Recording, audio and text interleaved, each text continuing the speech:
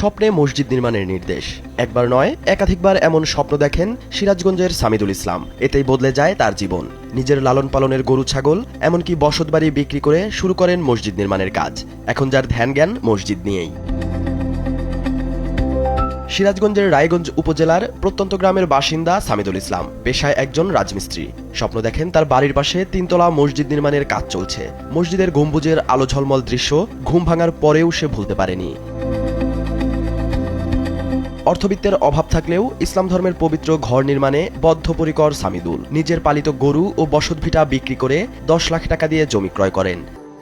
Sandalina so, রূপচর্চায় আভিজাত্য।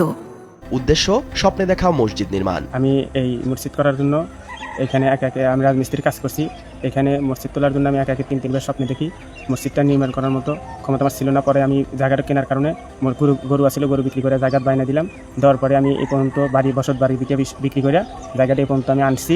স্বপ্ন পূরণে যে জায়গাটি ক্রয় করেছেন সেখানে অস্থায়ীভাবে টিনের একটি মসজিদ তুলে রেখেছেন। প্রত্যন্ত গ্রামটির অনেকেই এখানে নামাজ আদায় করেন। আমি এই মসজিদে নামাজ কালাম পড়ি। এই সামিদুলের স্বপ্ন দেখা মসজিদ, সে এই বসতভিটা বিক্রি করছে, গরু বাছুর বিক্রি করছে, কইরা মসজিদ জোড়া দিছে, এখন আর পারতেছে। সামিদুল স্বপ্নে একটা মসজিদ দেখছে, মসজিদটা এখন নির্মাণ তিনতলা কাম শুরু দিছে, কিন্তু এখন সে করতে পারতেছে না। গরু বাছুর সয় সম্পত্তি আসলে বিক্রি করে শেষ।